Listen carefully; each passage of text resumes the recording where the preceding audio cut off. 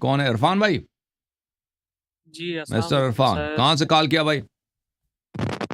سر ملتان سے بات کر رہا ہوں، ملتان جی سر پاکستان۔ ملتان سے، اللہ آپ کو سلامتی دے۔ کیا حال ہے سر؟ خیریت سے ہیں؟ اللہ ٹھیک کا ہے؟ احسان ہے، اللہ تعالیٰ کا بڑا احسان ہے، حکم کریں۔ آپ کے لیے بہت ساری دعائیں، اللہ پاک آپ کو تھینک یو سلامت سر۔ رکھے۔ ایک ہی کویشچن تھا جو ہمارے ہاں یہاں ہم سے زیادہ کیا جاتا ہے ہمارے معاشرے میں۔ الحمدللہ میں علی ولی اللہ کا قائل اور اہل تشیع سے ہی میرا تعلق ہے، جی اور ہمارے ہاں جو یہاں سب سے بڑا سوال کیا جاتا ہے کہ ہمیں بتایا جاتا ہے علی یہاں پڑھنا ہے یہاں نہیں پڑھنا۔ مین یہ ہے کہ وہ کہتے ہیں کہ تشہد میں علی نہیں پڑھنا، لیکن ہم اس چیز کے قائل ہیں، تو وہ ہم سے اس چیز کی حوالات مانگتے ہیں، حوالے مانگتے ہیں۔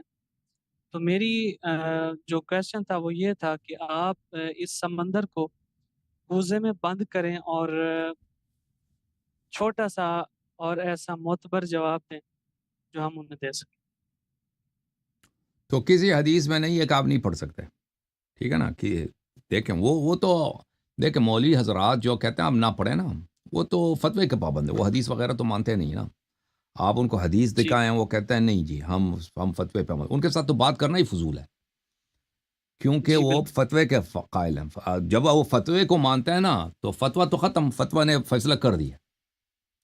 اگر آپ جی بالکل قرآن و سنت کو نہ مانیں، ایک مولوی کو مان لیں، اور وہ میں کہ مولوی کہہ رہا ہے کہ پڑھنا حرام ہے، تو بات ختم ہے، پھر جی بحث کی کوئی گنجائش ہے؟ پھر گنجائش نہیں نا اس کے ساتھ، مقلد حضرات کے ساتھ بحث کی گنجائش ہے؟ نہیں ہے۔ نہیں کیوں نہیں ہے؟ نہیں بالکل کیونکہ وہ ان کا عقیدہ ہی یہی ہے، کہتے ہیں ہم قرآن سنت کو نہیں مانتے ہیں، ہم مولوی مرجع کا قول مانتے ہیں، مرجع کا فتویٰ مانتے ہیں۔ جب مرجع نے فتویٰ سنا دیا کہ بھئی یہ حرام ہے تو ختم، پھر گنجائش نہیں ہے نا۔ البتہ جو شخص کہتا ہے کہ نہیں میں قرآن سنت کو مانتا ہوں، مولوی کے قول کہ میں مجھے پرواہ نہیں ہے کہ مولوی کیا کہہ رہا ہے، قرآن و سنت کیا کہہ رہا ہے، تو عرض یہ ہے کہ قرآن و سنت میں اہل بیت طاہرین علیہم الصلوۃ والسلام کے کسی حدیث میں نہیں ہے کہ آپ نہیں پڑھ سکتے، ٹھیک ہے نا؟ کسی جی روایت میں جی نہیں پڑھ سکتے۔ روایت میں ہے کہ پڑھنا چاہیے، پڑھنا چاہیے۔ وہ کون سی روایت ہے؟ میں آپ کو دکھا دیتا ہوں روایت، ایک منٹ۔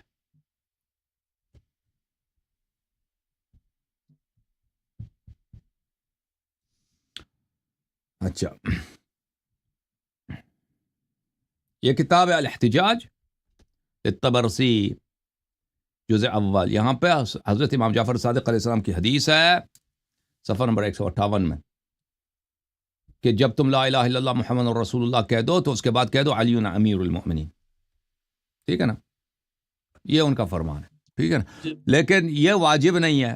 کیوں واجب نہیں ہے؟ کیونکہ امام جعفر صادق علیہ السلام کی اپنی حدیث ہے، اپنی حدیث ہے کہ تم لا الہ الا اللہ محمد رسول اللہ صلی اللہ علیہ وسلم کہہ دو شہادتین میں، تو یہ کافی ہے، یہ مجزی ہے، یعنی کافی ہے، یعنی کافی کا مطلب یہ نہیں اس کے بعد نہیں کہہ سکتے، یعنی یہ نماز ہو گئی بھائی، اگر نہ کہیں مزید الفاظ نہ کہیں تو نماز صحیح ہے، ٹھیک ہے نا؟ تو ہم تو وہ حدیث صحیح ہے اپنی جگہ پہ کہ جو شہادتین پڑھتا ہے بھائی، شہادتین پڑھتا ہے اس کی نماز صحیح ہے، جو شہادت جی ثالثہ نہیں پڑھتا اس کی نماز باطل نہیں ہے۔ کیوں؟ کیونکہ امام جعفر صادق علیہ السلام کا فرمان ہے کہ جو شہادتین پڑھتا ہے اس کی نماز صحیح ہے، تو ختم۔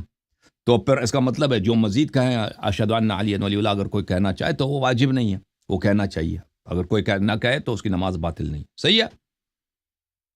مطلب یہ کہ نماز کی خوبصورتی کے لیے یہ پڑھا جا سکتا یعنی عرض یہی ہے کہ اگر آپ کہہ دیں تو یہ اللہ کو پسند ہے، یہ مولا کا فرمان ہے، اگر نہ بھی کہیں تو اس سے نہ کہہ دیں تو بھی نماز آپ کی باطل نہیں ہے، ہے۔ اوکے؟ ٹھیک ٹھیک، بہت شکریہ، بہت اللہ شکریہ۔ آپ کو بہت عزت ہے۔